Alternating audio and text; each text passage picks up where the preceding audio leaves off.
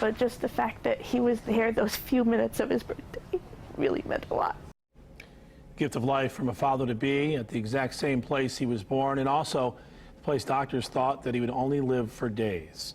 But Preston Carnes made it to 44 years old. Yeah, he was on the heart transplant list before he collapsed and died just 2 days ago on his birthday. Instead, he became the giver. His widow sat down with our Dan Klein this afternoon, just 24 hours after his organs and tissues were recovered from others. This is such an amazing story on so many different levels.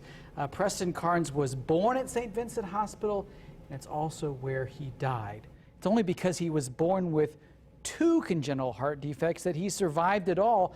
A hole in his heart helped him deal with the other problem he had at birth, transpositioned arteries. In life, he was never sure he could donate because of his medications. In death, the perfect end for a life well lived. If he could give anything, he would give it. That's just who he was. I mean, that's not just organs, that's Preston. They came and told me that he was definitely a viable donor, and it made me so happy. If there's anything Preston would want, it was to give that one more time. From potential recipient to donor, a reversal in an instant for Preston Carnes.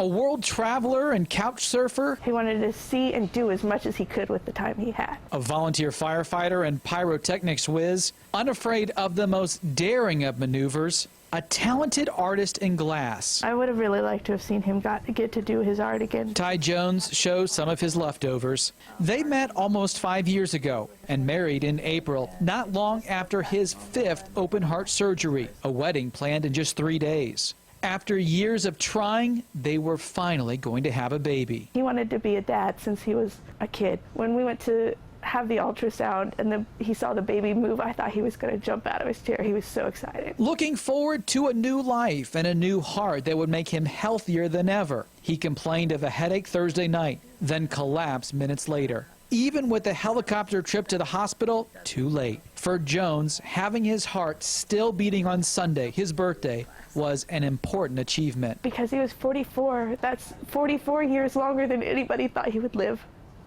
And he lived a lot in that time. Doctors were able to recover 2 organs and other tissues that Jones hopes will help others. My heart is broken, but I think it's broken into less pieces because of that.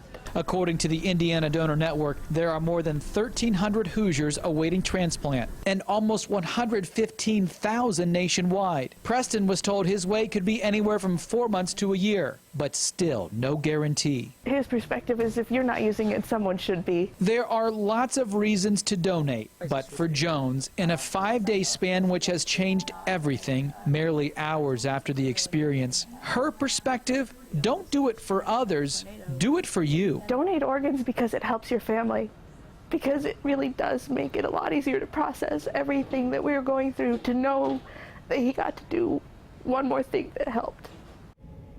The Indiana Donor Network, once they get what organs and tissues were donated, they want to wait to know if that is a successful transplant.